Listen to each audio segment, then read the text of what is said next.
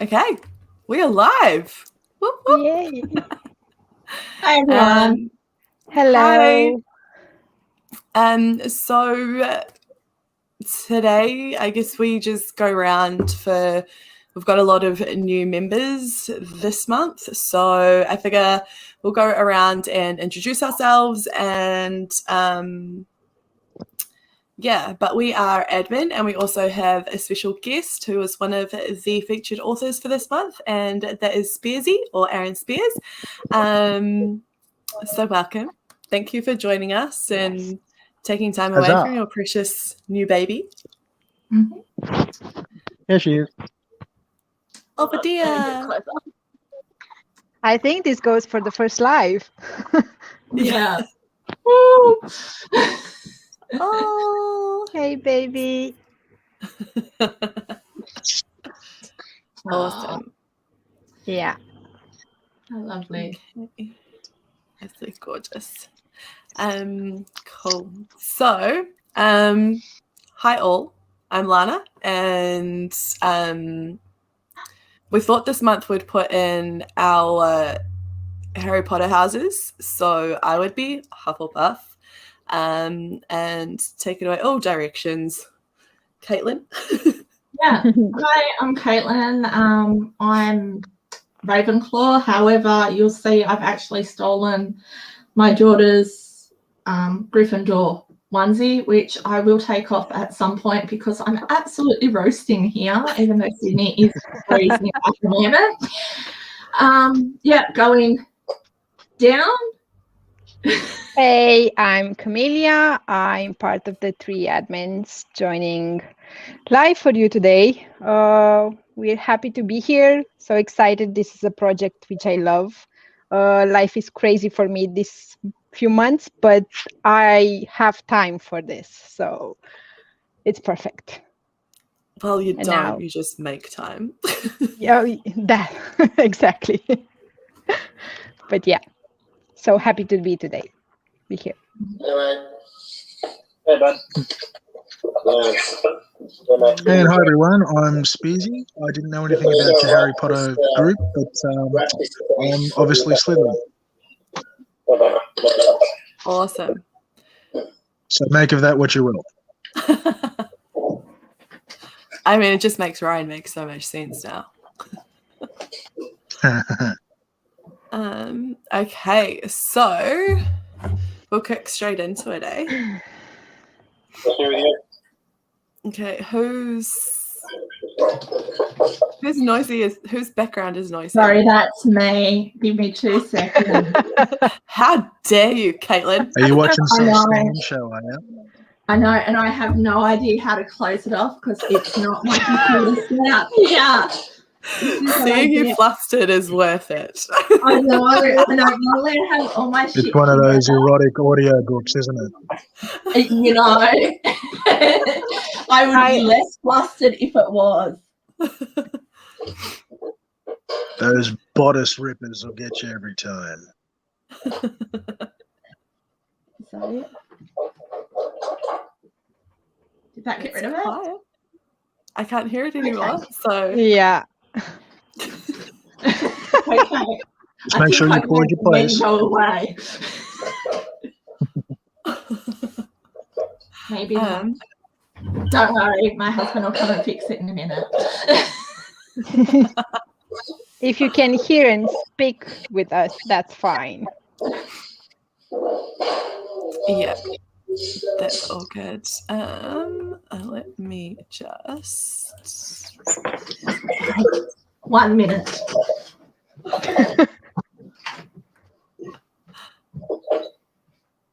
Is she coming back? Yes. She better. Oh my gosh, I don't even know how to. You men are talking. I think today is family time where we meet different family members. Hey, hubby. Hello.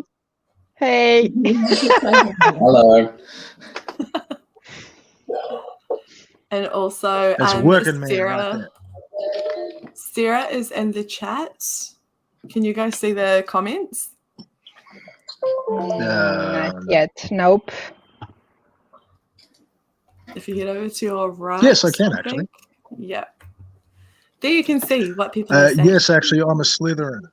No matter what, as I was saying to the girls before we went on, no matter what Harry Potter game that I ever do, I try to different answers, and I'm always turning out to be a Slytherin. So there's nothing I can do about it.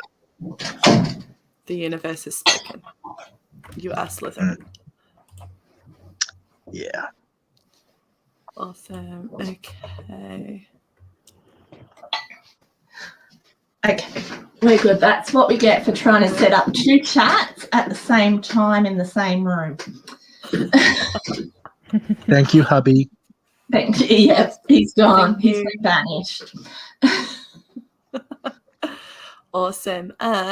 So we'll kick it off in the order that Caitlin did the features throughout the month, and that is starting with Reckless Hate. Yes. Yeah. Reckless Hate. Cool. Okay. Camelia, do you want to? Yes. Once you've got your notes ready. First, I need to thank Caitlin for having the idea to have a notebook writing all the notes, because I need it, because I'm one of the persons who can't remember characters' names, whatever I do. So instead of, I just type as I read, which is perfect, because that way we can do also reviews for the books, and it's okay. So Reckless Hate, Revenge, Dark High School. I found it quite dark, a bit. So it starts with a scene that, yeah, you can help but feel something, which I always say a good book is something that makes you feel, even if it's, I don't know, traumatic, happy, whatever. So the thing that I didn't read the blurbs, so I just read the blurbs when we picked the books in the poll, and then I forgot all about it. So then it's like I start fresh and I don't remember anything and see where the book takes me. And I thought the book was in reverse harem, but actually it's not. So if you have that, I think I can say it's not a spoiler, so that's okay. And I actually have a quote from the book which I loved. It says, if you surrender to the air, you could ride it, which is, I love that. I connected with that. Yeah, so I didn't read past the first book, but I think I'm going to do that once I have little time, because that's the problem. We have so many books per month and we have to read what we also have in our list. So yeah, and I think the rest of the books will have more of the side characters, which you kind of start to grow and like them. So yeah, that's my feel on this book. Yeah, I actually did read past the first book. I devoured these books. I really love them. The Cliffy at the end, it was just a boom mic drop moment for me. It was, I just couldn't stop reading, which is part of my problem, I think. And I'm learning to put the books down at the end of the first books, because we've got so many books to read now. And so you're right, it got really good after the first book.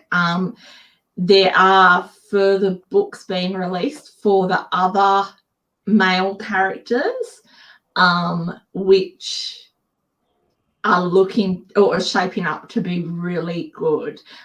There's actually a almost like a novella set after the completed series that ties the series to the next couple, that I really enjoyed as well. So the plot was amazing. I never knew what was coming next. I really love that, because this genre is often written to a formula, I find. Yes. And it's, yeah, I often just sort of, I find I know what's coming. And this one I didn't, which I really quite enjoyed. So, yeah, and I'm a real one who likes Easter eggs, and I really loved a name. Australia is just, as I put as a teaser, Australia is the goddess of vengeance, and God, she came and kicked ass. And it was just, as I said, as soon as I saw her name, I'm like, boom, I know what's going to happen. So, yeah, I really enjoyed it. Yeah. So the So we're just book going to starts. ask. Sorry, go on. Sorry, go on. No, sorry, you can say. I was just going to say, when Caitlin just mentioning cliffhangers, from a writer's perspective, I'd actually just like to ask all of you ladies, when it comes to cliffhangers, yay, nay, or depends on how they're done? Because I get conflicting messages from a lot of people about it in different groups and blah, blah. In a lot of reader groups, they're like, I loved this book until right at the end, and there was a cliffhanger, and no, I'm done. I'm not going to do it, and it's just really interesting and confusing from a writer's perspective. So I was just trying to get your opinions on that, just because Caitlin actually mentioned the cliffhanger, and just because it was so good, she just had to get the second one. So I was just curious. To be honest, I've had it on my TBR pile from when it first came out.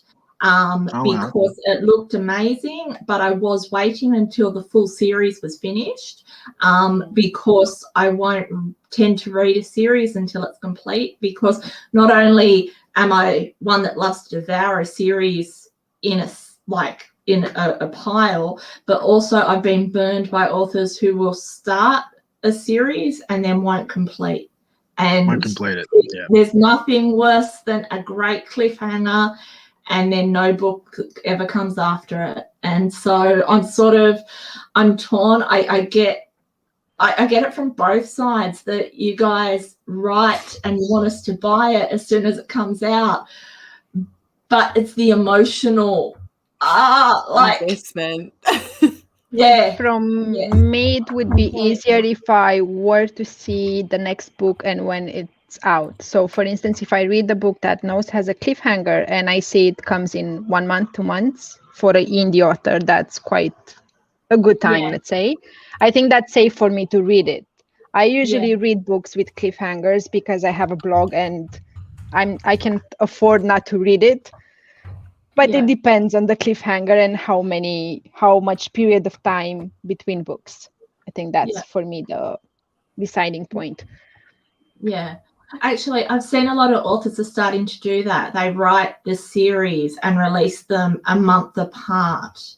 For each book comes out a month apart. And I think, like, with that sort of release, I will read that, because a month I can hang on. 6 months, it really stretches. And we forget about the book. That's the thing. We read so much, then it's hard to keep up, and we usually have to reread the book to just continue the series. Yeah, I can see. And see, that's the actual risk that we run too. I was just going to say, that's actually the risk that we run, because the amount of, as you guys know, with Babe especially, the amount of authors that are actually there. And all of us have, 1, 2, 5, 10 books, 12 books, 20 books, all that sort of thing. And to remain relevant to you guys. And it's not anything to do with like either how talented we are or anything like that. There are just books everywhere, and they're being released every single day. And, we get lost in the mayhem just as much as you guys do. We try to support each other as much as we can, but at the same time, we try and put our hands up and say, don't forget about mine. And you guys are the ones that say, oh, what, that one was released 12 months ago, that, we have to find out if he's really dead or not, or if she's really going to get him or something like that. Like, what? So, no, I totally understand that. I really, I get that. Yeah. Cliffhangers for me, I don't mind, but I do. Like, when we read Jame and Eve Rejected series last month, and I hadn't read any of them because I know that she leaves you on a cliffhanger for every single book, and I was like, I can't do that to myself. Yeah, I was the same. I love her I books. waited. But once again, I won't read her books until the series finished because she's an absolute queen writer. You're right. But because she's so fantastic, I know she kills me on her cliffhangers. And Just wait till you guys read Rejected. Yeah. Well, We that's read- the thing. We did. And it was, Oh, you have? that series was fantastic. Yeah, it was We read that last in month. May. Yeah. It's completed, so we just went. Yeah. Yeah, I was just going to say that's the reason why, because it's a trilogy, it's completed. Yes, the cliffhangers are there, but it's done. Yeah. And I think it was rapid released. We didn't have. Yeah, it was. Yeah. Yeah. Yeah, So- it was. I think the all three of them were released within about 5 months. I think. That's a safe timeline for a series, for a trilogy, from my point of view. I mean, it's okay to remember, and it's okay to, I don't know, pre-order right after you finished book one. Because I think And that's the other thing that's really cool for, like, from a author's perspective is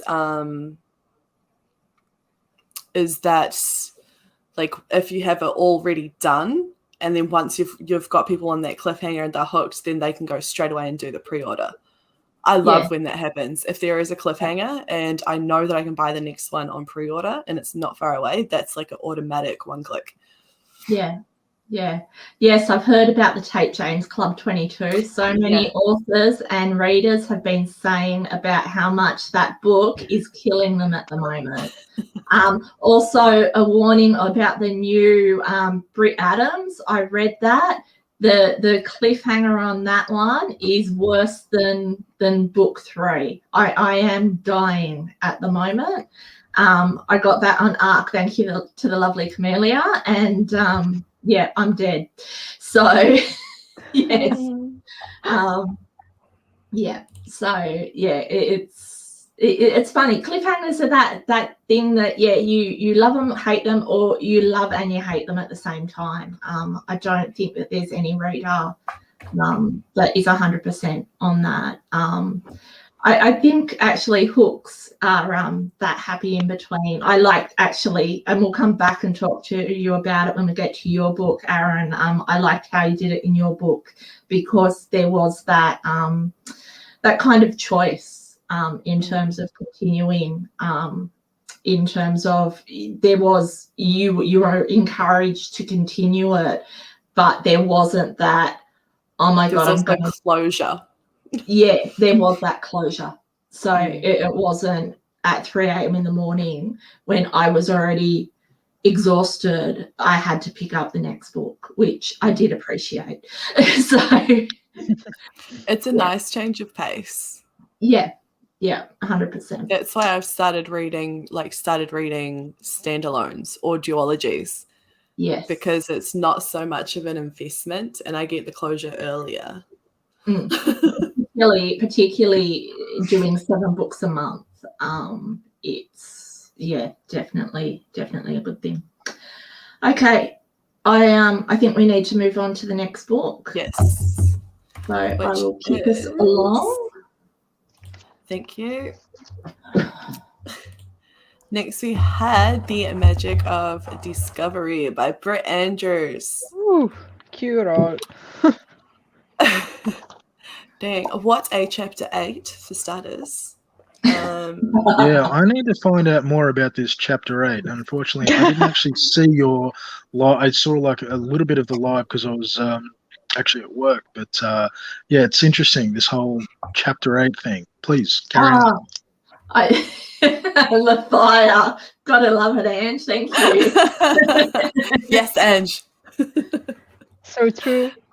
Yeah, I absolutely loved this one. I inhaled it pretty quickly. For me, that chapter 8 for that to happen that early in the book, shocked the shit out of me. I was like, what? Was not expecting it. And that was even with like I think someone told me to bring a cloth, like bring a towel. Like, read chapter 8, by the way, have a towel. I was like, what do I need a towel for? So naive, Lana. So naive. And the fact that we read it live, Yeah. where yeah, you could see totally. our faces, where we were trying Totally. to be blank a bit and not express too much, and then we were It failed. peeking at it. Yeah. It failed. Yeah. Read chapter all see 8 the and red. then try and keep a straight face. Honestly, Yeah, I think Yeah. that's the challenge. Thanks. It's one of Ange. those chapters that if you're on the train with your e-reader and you're like, yeah. You just Yeah. do this in your seat. Yeah. Yeah, I don't know whether it was brave or just, as Lana said, I think naive. I don't think we quite We didn't knew know what we were in for. where Yeah. we're going. Yeah. So, yeah, it was unexpected. Like we didn't expect a male BDSM scene to be the first sex scene in a book. And that early. Yeah, and that Yeah. early. pretty I was brave. so for it. Yeah, you're right. It's a brave choice. It's for an author, particularly in a reverse harem, and for her debut novel. Interesting, brave choice. So, but I mean, it's definitely paid off. Yeah, and if you see Brett on like TikTok, that woman has bolos. Like she's got mad cojones. Yeah. So it's just very her. That whole scene, that whole book, it's just very her. And I really like connected to her vibe and energy, which was like infused in stage. And yeah, no, it was cool. I thoroughly enjoyed it. But yeah, that scene, like my while I was reading that, my partner was very happy.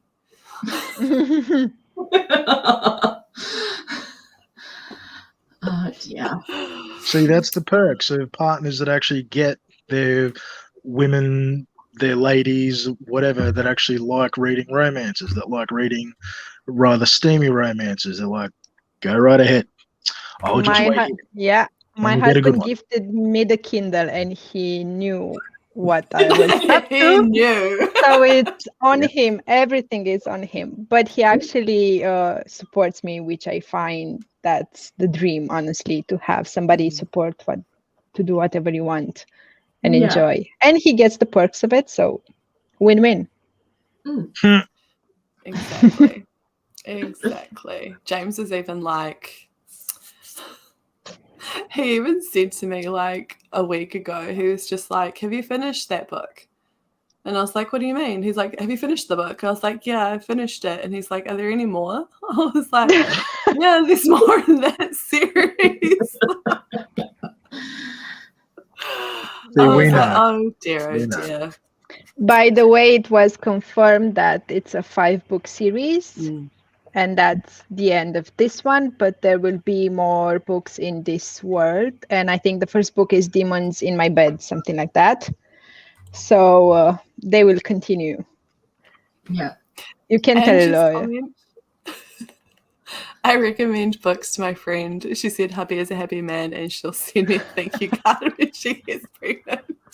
Oh, you'll never believe. It wasn't at Bay, but it was actually at Bookmarked and Sexy. It was in Brisbane a couple of years ago. And I had a couple come up to my table, and the lady was very, very nice. I won't give her name out just in case.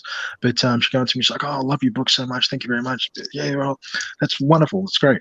And the husband actually said, can I shake your hand, please? I'm like, yeah, sure. All right, that's nice. And he said, like, whenever your books come out, I'm like, I'll buy it for you. Like, oh, thanks, dude. Appreciate it. That's cool. See, so real men, real husbands, or real partners, they know. So I go, oh, cool. No worries. You go right ahead. You have your reading time. It's in their interest to buy them. Yeah. Yes. Or to leave you alone for a while. Exactly. They can stay but not talk. Exactly. Yeah. Just leave you alone. They can just be there. Yeah. Yeah.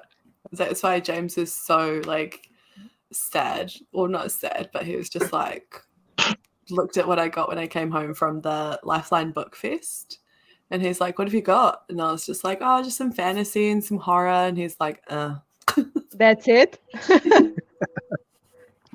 He knows the genres by now. So. He does. He actually watches my BookTube channel. He does not read. Like, hardly ever reads, but he'll watch a full video of mine just to support me, which I think is really cool. I was listening to an audiobook last month, I think. It was a slow burn and it's an age gap. And then the male character asks her if she is into old men or something based on a Survivor show. And my husband was like, what are you listening? Because he was like, are you into old men? And he was like so shocked. But yeah, not old man, but just what he heard of it. Caitlin is back. Without the cape. Sorry? Without your you're back. Yeah. Did I drop? I thought you guys dropped.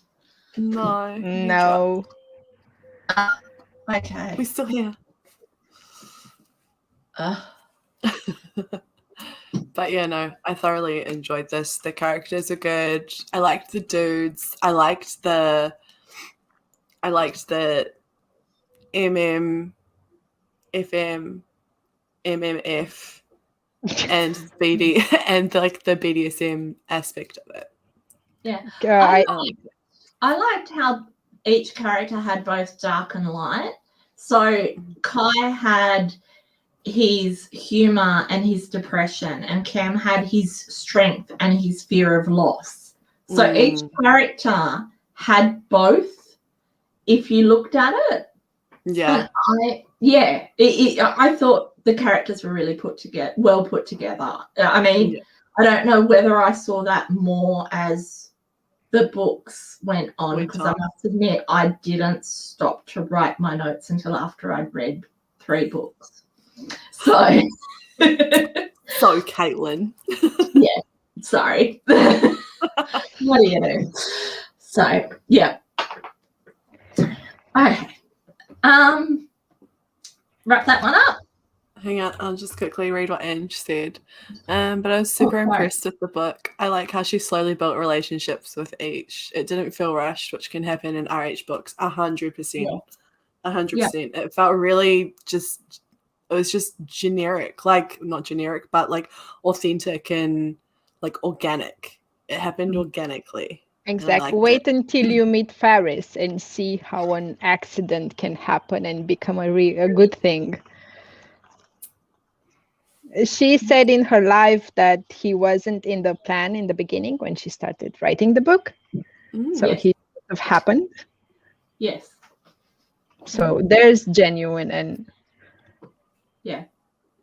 Also, side note, I want a snail peen keyring. I think everybody or does. T-shirt. I would rip that T-shirt. Yeah. Yeah. That's both gross and very cool at the same time. Cool. Okay. Yeah, and just like you, Caitlin. Why? Which one did we have? Hang on. Okay, night walker, moving along. Excellent. Cool. Awesome. Okay, so for this one, Aaron. Oh God, this one. I have to ask. Okay. I have to We ask. have questions. I have questions. I have to ask, where did you get your inspiration for Ryan? Because that was next level effed up. Sorry, you sort of cut out a little bit there. All I got is, where did I get my inspiration for Ryan? Because he was next level effed up. Oh, yes. He's basically every single douchebag that I've ever known, all wrapped up into one, basically sprinkled with a bit of psychopath. I've always been, as you can tell by this face, I've always been the best friend, the one that the girls trusted to tell all the bad things that these assholes that they were dating were doing and saying. And well, so I guess I just kept little bits and pieces of every single one of them, and I just waited for the right opportunity. This is my first ever book, so when I was thinking about a character that needed to start off really smooth and really kind of charming and like, okay, cool, he can break down Lauren's walls, and okay, this is going to be okay. But then just to have little stabbing things about something's not right here, and then of course to flick the switch and where he goes mental.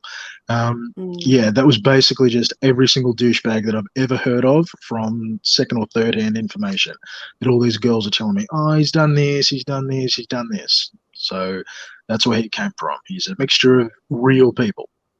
I love that. No one that's actually sacrificed anyone to turn them into vampires that I know of. That was all me, but everything up until then. Yeah. But like even that part, because I was like, whoa, because the whole time I was like, this dude is a douche. He's fully a douche. And then and I was just like, I have met this guy so many nights out on the Gold Coast. I was like, I know this guy. And then that happened. Oh no, when she first like after the first night and she looked like shit and she like didn't remember, like she had gaps. I was just like, what's going on here? And then like how there was like someone else in the window, I was just like, this is going to get freaky. But then it turned into this like crazy next level thing that I was not expecting at all. I was like, where does that even come from? One of the main things about Ryan that I really tried my best to get into is that no matter how evil vampires are, they don't necessarily have to be the most evil people around. That you can still be human, you can still have a soul, and you can get into some absolutely fucked up shit. And I purely liked for that greed. about that character. Yeah, that's so just trying to give a little bit of perspective, a little bit of leverage to the series as it goes on. If you guys decide to ever pick up the rest of the books, you'll find that when it comes into werewolves and vampires and humans, there's good ones, there's bad ones, there's in betweens, there's people you can trust, people you can't. So I didn't want to have any particular species, any particular character that you're like, yep, cool, no worries, I know exactly where he's coming from. He's going to be fine or she's going to be fine. And sooner or later you realize, oh, okay, hang on, I wasn't expecting that. So there are good characters and there are evil ones, but just because what they are, human, vampire, whatever, that doesn't mean anything. I like that aspect of it. Yeah, that's like so vampires true. are the big bads, but no, that's so true because that's the thing. I liked how your book was so relatable because I mean, I'm a Sydney girl and there was just so much quintessentially Sydney about it, in that I could relate to going out, and this ages me so much, going out in the late 90s in Sydney and meeting Ryan. And it was 30% of the guys were Ryan and another 30% were Matt. And was it Matt? Yeah, Matt. It's so funny because my husband's Matt. And so I was having a little laugh at that. And and so there were so many places that were just so relatable to me, and the words and the way they spoke. It was such an Aussie book. And as Bronwyn, Root, oh, I love it. Yes. Once again, so Aussie. Because don't forget, as the first book, the weird thing is that I'm more known in America than I am in Australia. So the amount of messages that I got saying, "Oh man, I really loved your book," or "Dude, I hated your book," like, it's fine too. But I have no idea what you were talking about. The slang words, I don't get it. What does this mean? What does this mean? What does this mean? Like, I really should have put like a glossary. glossary, yes. So Yeah. trying to think of the word, like an Aussie glossary in there, so people could actually understand what was going on. I didn't think about that, but Yeah, but that's the thing. It makes it more authentic because complaining a lot about, I don't know, American people using British but not actually making it right, or vice versa. So Yeah. I think for you it's okay, and people actually get to learn something.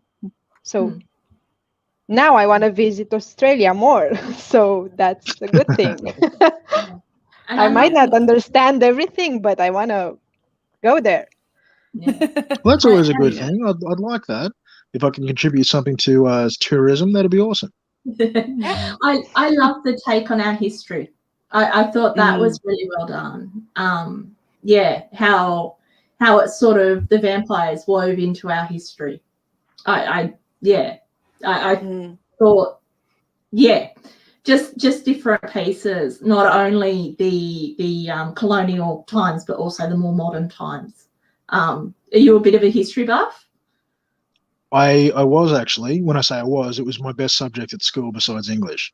So, and the thing is that when I first started writing this, vampires are always going to be the thing that I wanted to write. They were my favorite ever paranormal species. I've always loved them. But the thing is that when I started writing, this is just at the point where True Blood, Vampire Diaries, Twilight, all these type of shows had either come and gone or they're just on their downward spiral.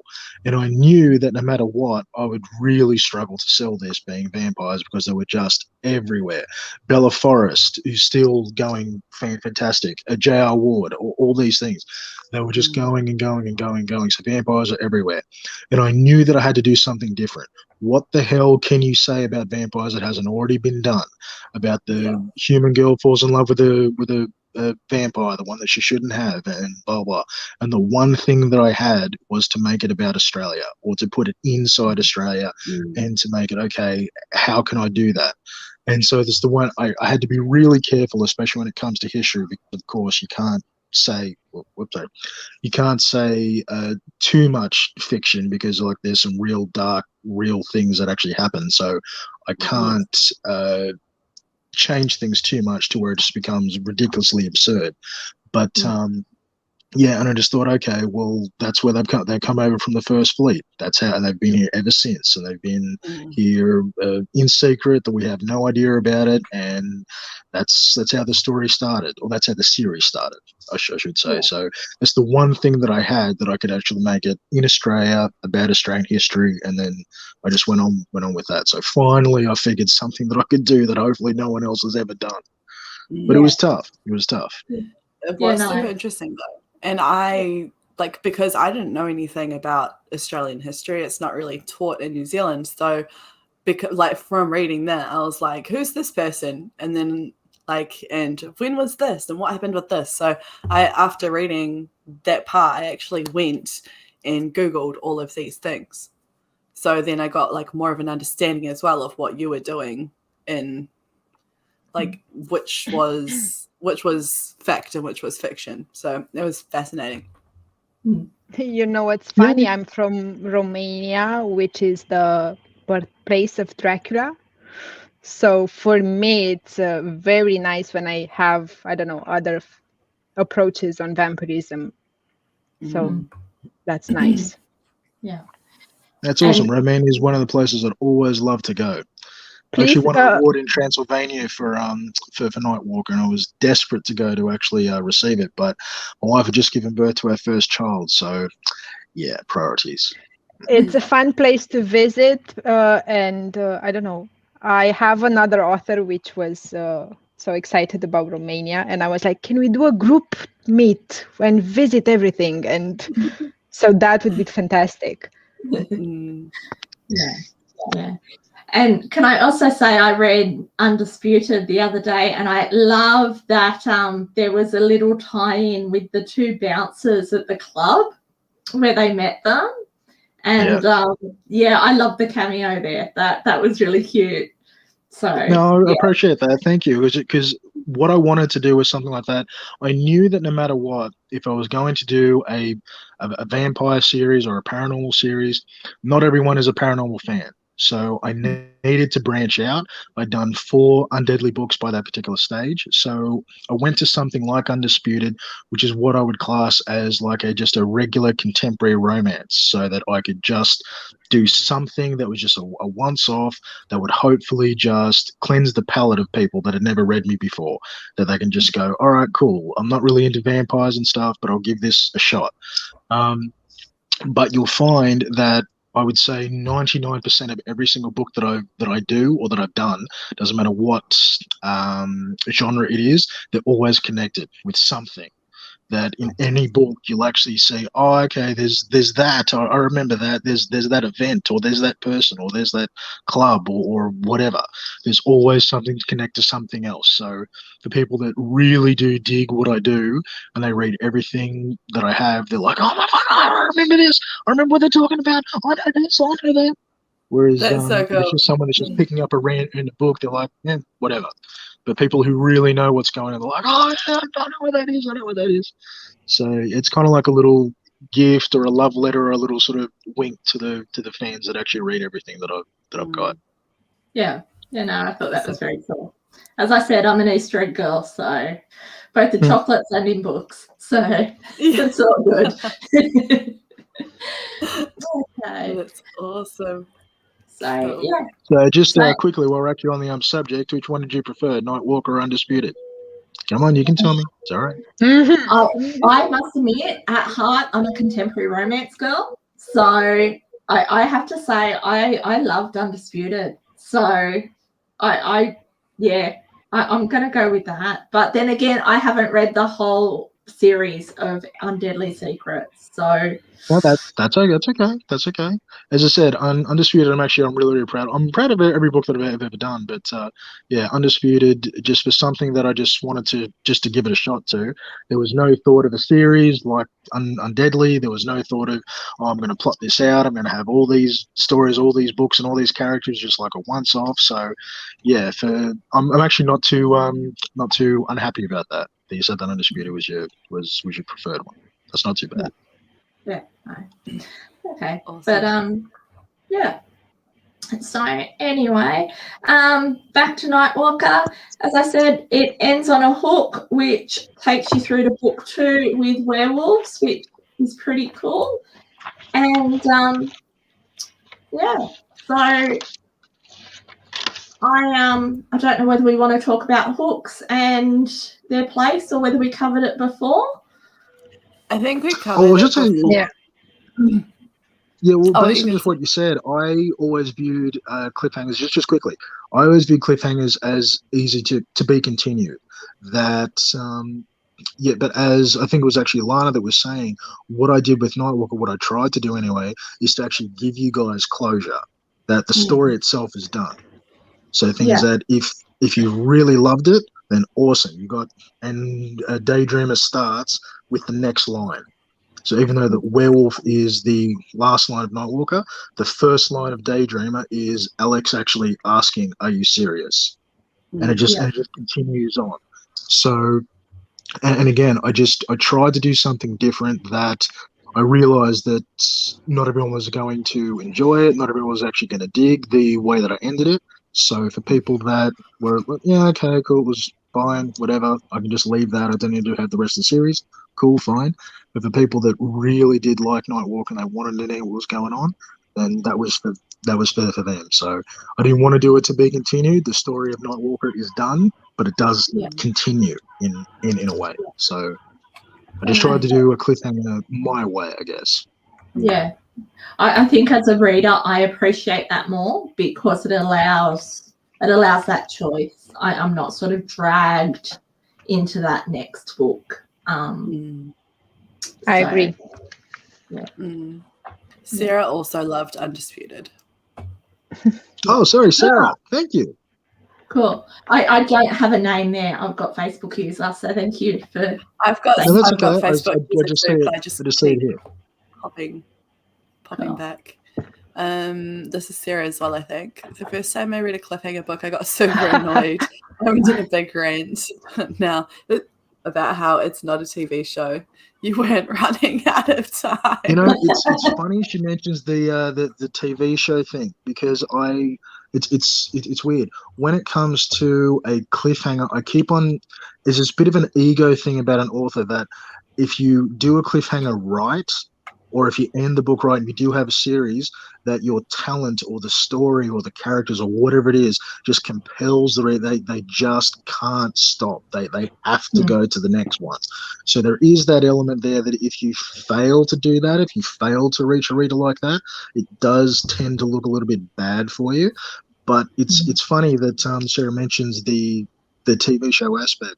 I kind of view every book of Undeadly as a season of a TV show of the same characters, like a Buffy or an Angel or whatever have you.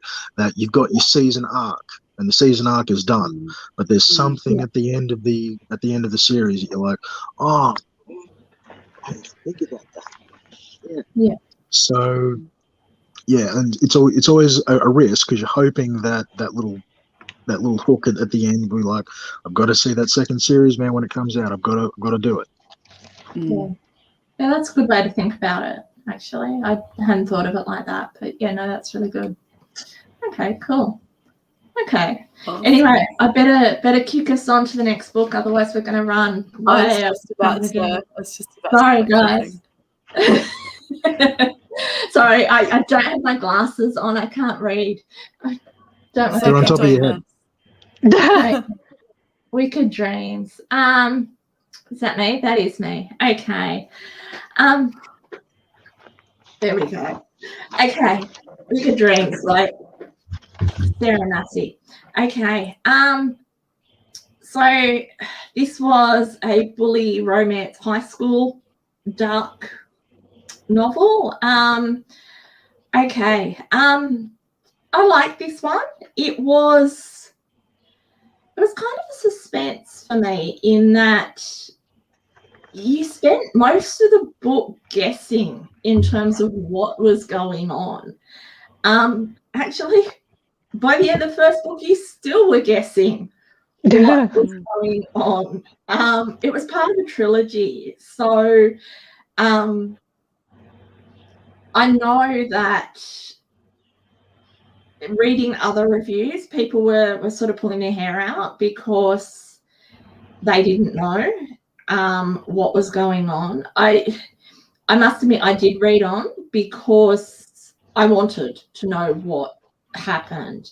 So what the premise of it is you've got a girl, she's in foster care.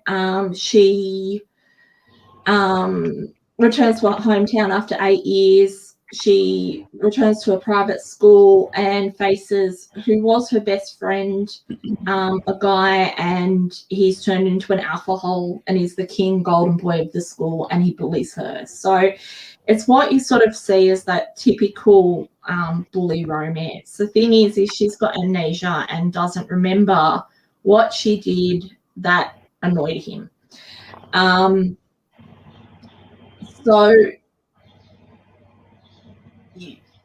I guess part of the problem is that by the end of the first book, you've got some of those characters still missing from the story. So you've got some key plot holes. So it's definitely a suspense novel that keeps you guessing. It's got interesting characters that left me wondering. So the characters are well developed. She spent a lot of time putting those characters together.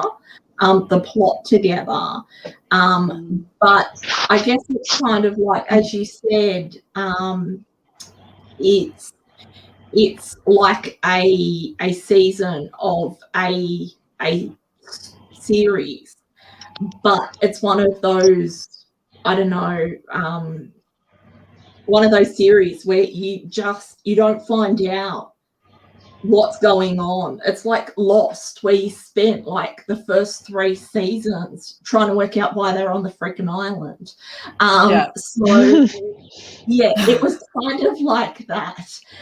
Okay, Ange, thank you. It's good to know I wasn't the only one that felt that way. Yeah, you're not alone. Yeah. Okay. So her writing was good. I liked the writing, and that continued throughout the series.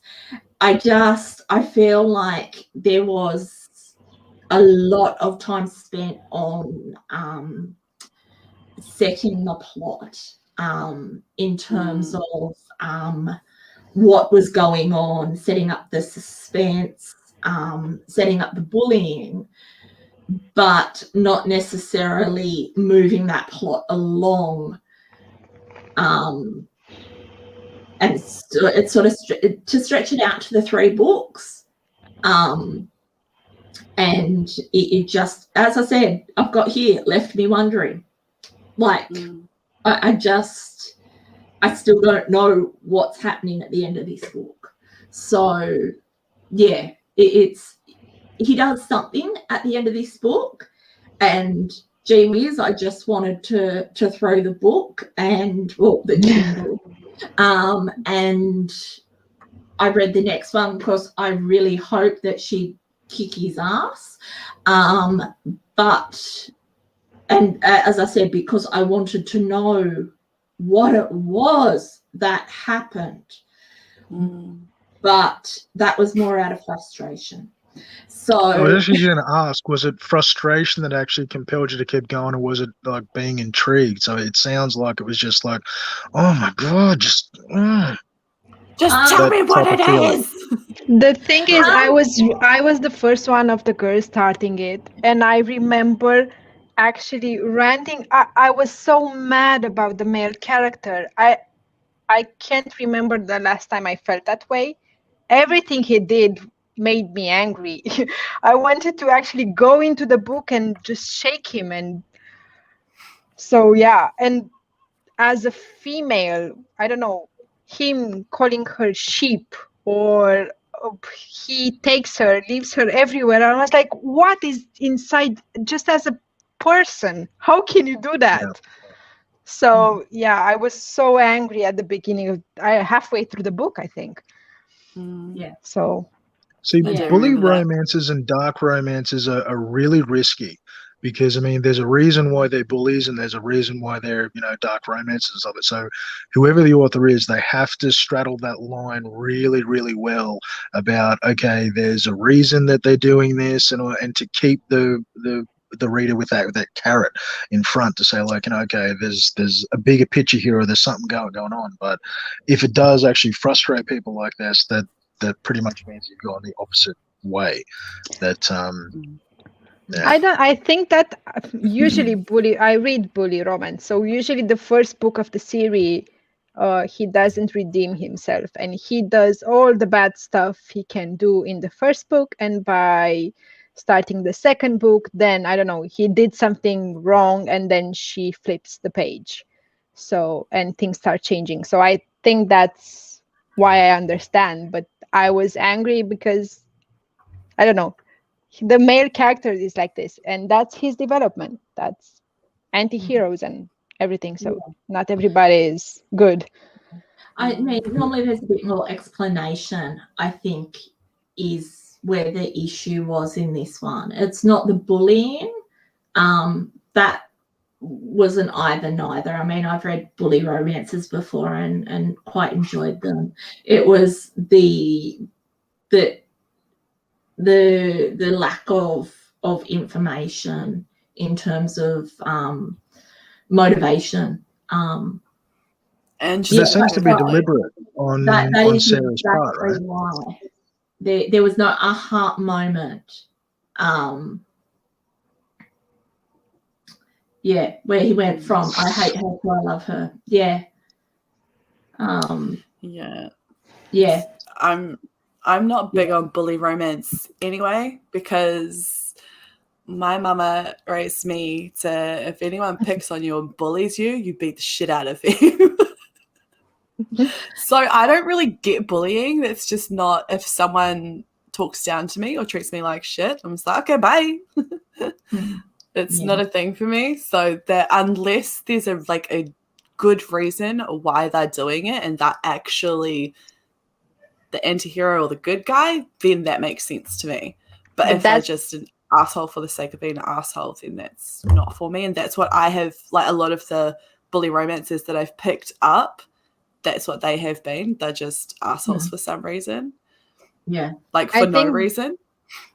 I think that's why we are so frustrated on book 1, because we didn't see a good reason for the bully.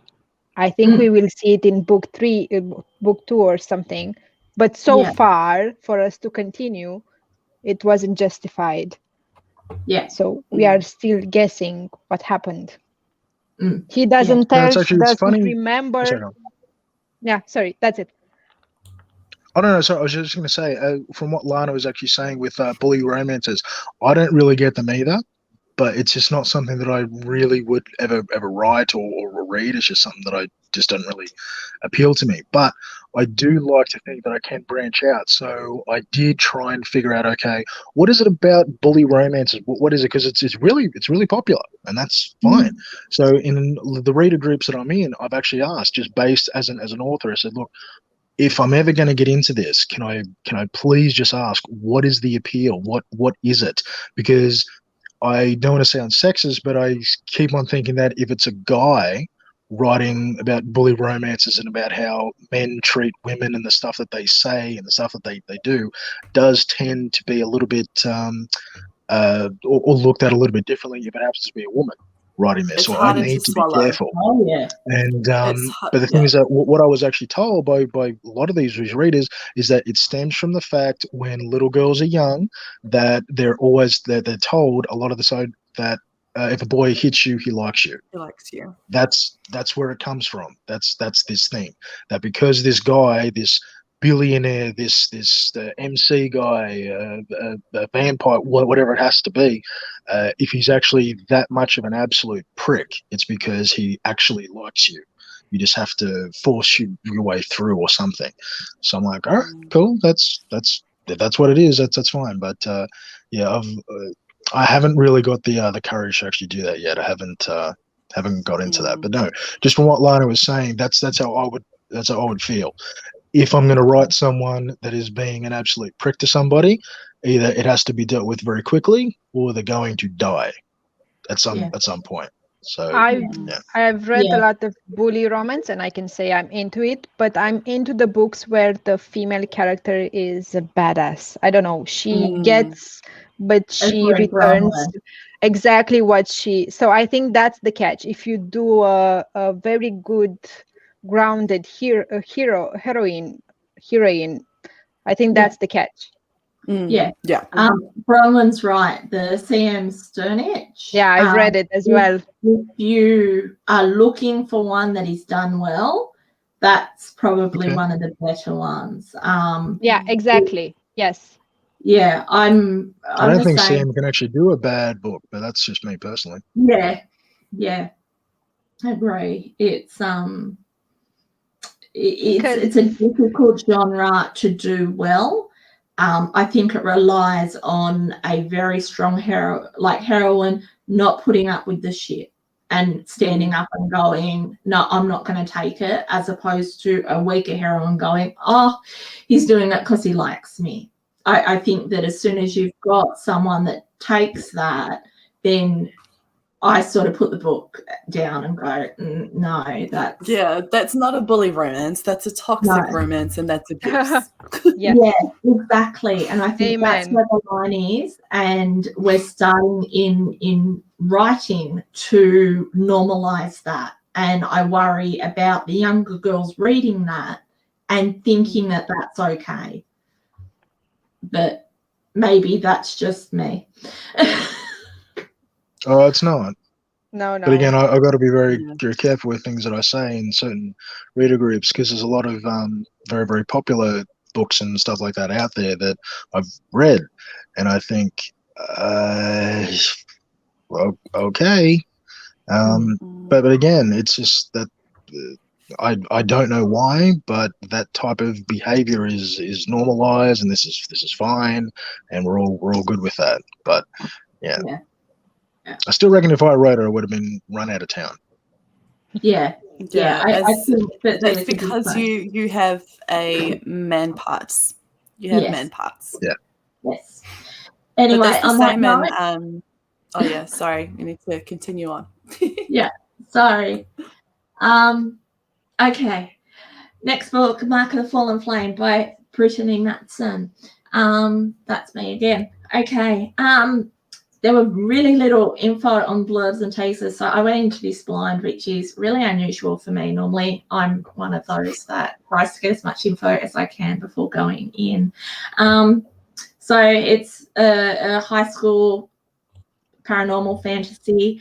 I actually really liked it. It's one that can be read by quite like young adults, so which is becoming a bit less common, which is quite unusual. Anyway, love triangle. I like the way the characters were done. I found them quite interesting, well developed. The plot twist, they kept me guessing. I really like Lavaroth. I thought he was very dark and possessive, but protective. I thought that balance was really well done. Whereas he could have been possessive in a toxic way, and he wasn't. Versus Blaze, who is good and noble, but he comes from a race who will harm her. So I thought the book was good in that it's looking at the whole good versus evil and the shades of grey in between. That's where the series looks to be going. It's definitely one that is going on my TBR for when I have some time in the future. Do you see the cover reveal? Sorry I to do. interrupt. I dropped Gorgeous. it on the page a couple of days That's where I saw it then. Yes. So last book's cover reveal got dropped the other day. It does look absolutely gorgeous. So it was I really enjoyed it. I really think that the series has a lot of potential in the direction it's going.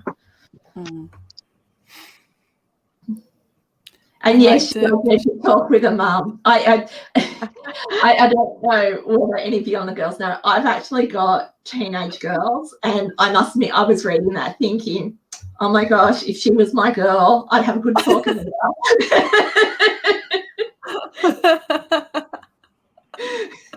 100%. Oh, that's awesome. Just keep going. I'm just going to ask James for a drink. Okay. Does anyone else have anything to add, or did I sort of cover that off? And you actually covered it brilliantly. Okay. Yep. And then Bronwyn topped it off with the talk about having a proper chat with her mum. Yeah, I agree, Bronwyn. It's so much can be solved with a proper talk with your mum sometimes. Honestly. Yeah. So okay, if no one's got anything to add, next up is Wicked Gods. So Camellia. Oh, that's me. So it's a paranormal reverse Halem bully romance. I think that was the theme for the month. I don't know. So. Hey, little baby. Yes. Yeah. So as a side note for me, I think it felt a lot like Curse of the Gods by Jamie and Eve. If everybody has read it so far. So they have norms versus idols versus fringes. So those are the main species of their world. And it felt also, we were talking about Burberry Prep. I also felt a bit of that world, as in the bully side of the book.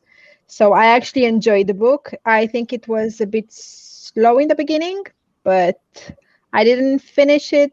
This is one of the series I think I will, because I actually loved a lot of the things that made sense for me. For instance, she wanted to go stripping, but the book stopped because something happened. I love that. So there are things that I don't like in a book where they might happen, but they didn't. So for me, it made sense, and I loved that part of their world. And the fact that, I don't know, some evil characters are evil from the beginning and you are aware of it and you know they are evil, but then you start doubting them because are they really evil? Or so I think those points make a good book for me. Of course, ends in a cliffhanger. I've read it part audiobook, part on my Kindle, so it's good both ways. So that's my take on this book. If you have anything to add. Not really. Ange just said, was it the same nicknames for lower class in Burberry? Norms. Yes, that's exactly. That's why I wrote Fierce Eye, Curse of the Gods plus Simi, Tunic, Burberry, Prep. Just my feeling. Which I think that makes both series I loved, so that made me love the book more in a way. Do you have anything to add, Caitlin? No, I don't think so. I think that sort of sums it all up. I mean, yeah, that's all good. James is a smart ass. So I was just like, can I please have a cuppa? I love you. And he's like, you sure can. While you're at it, can you make me one?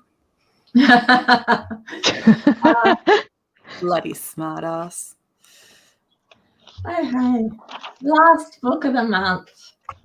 And then I'll answer the riddle about what Spearsy, two naked men, a deer, and I have in common. Last book of the month is Vicious Prince by Lily St. Germain. I read this. Oh, gee, it was dark. She is known for being super, super dark. Yeah. I wish someone had told me that before I went in. I wouldn't have read it in the middle of the night. I finished it about 11:30, and then I had to read a different book until about 2 because I just couldn't sleep. So Damn. yeah. Why couldn't you sleep? Like, were you just like wound up in like adrenaline, or were you like just like, whoa, I just feel like I've been punched in the stomach? It's got serial killers, it's got rape scenes, it's got he's shot, it's she's kidnapped, they're in a glass room, sort of tied up. It's they're tortured. It's full on. Like she's tortured and raped while he watches after he's been shot. It was not what I was expecting. Yeah. So it did move super slow because you're right. It only happened over a couple of days, and then it was flashbacks in between. So you found out what had occurred between the families because, like, they're Rome, like he's Rome and she's Avery Capulet, and so you've got this sort of it's not a retelling of Romeo and Juliet, but it's sort of a nod towards it. So it's the Capulets are these high-flying rich family, and the Montagues have sort of fallen by the wayside and are disgraced, and so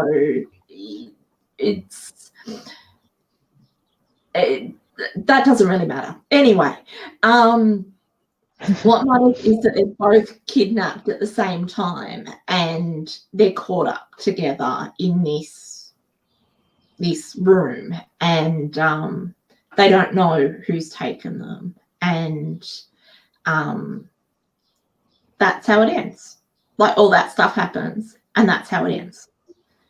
And then you've got the next book coming. Oh, like it's already out, but then you've got a book coming after that isn't out yet. So even if I wanted to go on to the next book, I know that there'll be another cliffhanger just as bad. That the next book won't be out yet. So Yeah. I'll be in exactly the same position. So Yes. Was it a good book? Yes, it was a good book. Was it a dark book? Yes, it was. Very dark. Sorry? Very dark from my perspective. Very dark. Yes. Yeah. I think that you need to be aware of what you're going in for. I don't think there was any trigger warnings on it either, which I would have liked one. Just not because I wouldn't have read it, but because I just like to know. Yeah. So, but yeah, I mean, would I recommend it for someone that likes that genre? Yes. Yeah, I would. But yeah. Yeah, as I said, she was a good writer. It was really well written, good plot, good characters, good backstory, but definitely darker than I thought. And yeah, be aware of trigger warnings. Yeah. One thing I want to add is because this book is loosely based on Romeo and Juliet, and it's a tragic story. I think that's the warning we didn't see or didn't catch. We should have thought, okay, tragic story, you get it in spades. So yeah, yeah, I assumed they'd die at the end. I didn't necessarily and I assumed he kidnapped her from the blurb. That's what I sort of got. But if you actually read the blurb again, it's written from different perspectives, and I missed that in the initial read. So, but if you go back and read the blurb again, you'll actually see it's written from multiple perspectives. So, yeah, that's interesting. I didn't know that. Yeah. As I said, it was only afterwards. I went, how did I totally miss the point that he wasn't the one holding her captive? But I guess the whole point was that you were meant to miss it. You were meant to think he was I the one totally agree. So, but yeah, as I said, good book. Just be aware of what you're getting in for. Yeah. I feel like with books like this that aren't like standalones that are that dark, I feel like there needs to be a little bit of like hope at the end. Yeah. For like, because there's just like a lot of emotional like heaviness that you're carrying until you pick up the next book, and then you're driving straight into that heaviness again. And for me, like, I have to mentally prepare for all of this to happen when I'm reading. Like I've like recently got a fantasy that's grim dark, but it's like grim dark on crack, I've been told. Like there's nothing that's off limits. And so I'm like, okay, I need to physically and mentally prepare myself for all of this like trauma. Which is essentially what it is. It's like when you're reading books like this, you're going through their trauma. I need something light, a little bit lighter, at least the essence of hope. Yeah, that's the thing. It made Amo Jones look like a birthday party, is what I just sort of felt like, because I read her stuff without a problem. So, yeah. Yeah, that's quite dark. Yes. Yeah. Yeah. But yeah, as I said, I'd recommend it. As odd as that may sound, it was a good read. It was well written. It just wasn't what I'm a contemporary romance girl normally, and hence dark mafia thriller, normally not my cup of tea. Yeah. I can Yeah. honestly Starting say to get more into it. June was a dark and bully trope themed month for me. It And I was can very wait dark. to read some light, sweet romance. I can say I'm saying palate this, cleanser. but yes, I'm in really need of this one. Yeah. It was Yeah. brutal. Yeah, We've got July's quite a good definitely mix. a lot lighter. Mm, Yeah. Yeah. yeah. No. Here's a question for you, Aaron. I saw online, and actually I know I told the girls about it the other day. Here's an odd question for you. If romance writers got to enter the convention to entry music the way the athletes do to an MMA match, what would your entry music be? You're the Voice by John Farnham. Fair enough. Yeah, that's good. Only because this is my favorite song in the entire world. Couldn't imagine anything else. Yeah, it's on repeat. Yep. That was a quick answer. Very good. That was a super quick answer. I am so impressed. I think And Caitlin said that about you, that you were Mm. gonna be with a quick answer. Yeah. What's Yeah. yours, Caitlin? Oh, Oh, something by Linkin Park. I don't know what it would be, but it would definitely be a Linkin Park song. What about you, Camellia? I don't know. My head is a mess today, so I think I Yes, need a that's fair minute. enough. Yeah, it's a terrible day. So yeah, Yeah. How about you, Lana? You got one ready?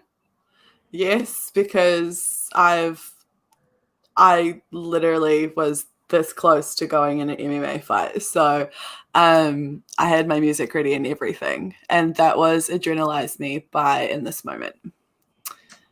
There you Nothing go. like some good old metal to pump you up. Good choice, Bronwyn. What's that? Yes, Bronwyn.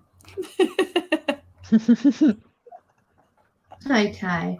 Now for the answer to my question of what does Beezy, two naked men, a deer, and me have in common? Speezy, do you know the answer to this? I have no idea. Okay, you must have missed the news story. We're in lockdown, me and Speezy, at the moment because we're both in Sydney, and we've got COVID. Well, not us, obviously, but Sydney down with the Delta wave, and we're all meant to be in lockdown. However, two men were sunbaking naked at a beach just south of Sydney. And they were startled by a deer. Now, they were actually at a beach about 20 minutes north of me, and we get the same deer. Now, I don't want you imagining Bambi. These sort of deer are closer to the deer from the 100, the TV show, like the warped deer from a nuclear holocaust sort of thing. They're massive. They're about the size of my car with the antlers and everything. And so these two nude male sunbakers were startled by the deer, and so they jumped up and they ran into the national park, and unfortunately they got lost. And so this 49 and 30-year-old male were naked and had to call the police and have the police and the SES come and collect them in the national park, at which point they were both fined $1,000 for breaking COVID curfew because we're not meant to be out in lockdown. So, And they didn't have masks on. Sorry, what was that? And they didn't have masks on. They did not have masks on, which we also need to have when we're out. So that is what me, Spearsy, two naked men, and a deer have in common. We're all from Sydney. So there you go. I thought it was going to be some like magic of discovery thing happening, but anyhow, nah, I'm just kidding. Not with deer. Well, they would fit right into to the town, the two naked men running around from a deer, but no, Just naked but wearing masks. Yeah, that would totally work. I could see that. And yes, ended all the party plans. We had a 21st for my daughter planned for Saturday, just gone. And yeah, that went. Yeah, that was hard. But we've got 4 sponges that we're eating our way through. So yeah, what do you do? But so anyway, that's my COVID tale. And I think, What I told you, today is family time. yes. Yeah, we've had everyone. Camelia, have you got your hubby there? No, he's at work. He needs to support me. So no, I'm kidding. I'm actually at work, so this is my break. So I'm working as well. So yeah, Jam have to eat cake. I know, it's such a shame. Okay. I've got a great meme, Bronwyn. I'm going to have to post it in the group and hope that we don't get banned from Facebook for the meme. I'll put it up for a short time. Okay. Do we have anything to add for the end of the month? Or is that us done? I just want to say thank you very much for having me. Thank you for coming and joining us. Yeah, thanks for coming, Spearsy. Thank you for joining us this month and putting all your input into the group. And it's been great reading your books and having you on board. More than welcome. I'm looking forward to reading Undisputed. Please do. Let me know what you think. It is very different to Nightwalker. That's something. I know that's a good thing or a bad thing, but it is different. That's awesome. No, thank you so much for your energy and everything this month has been awesome. You're welcome. Yeah, and Bronwyn, and is it Sarah who's the other? Yes. You're awesome too, Bronwyn. Well. So, okay, perfect. Thank you so much, everyone, for tuning in, and I guess we will see you next month. We have our books. Bye-bye. Bye. Thank you. Bye. Bye. Bye-bye.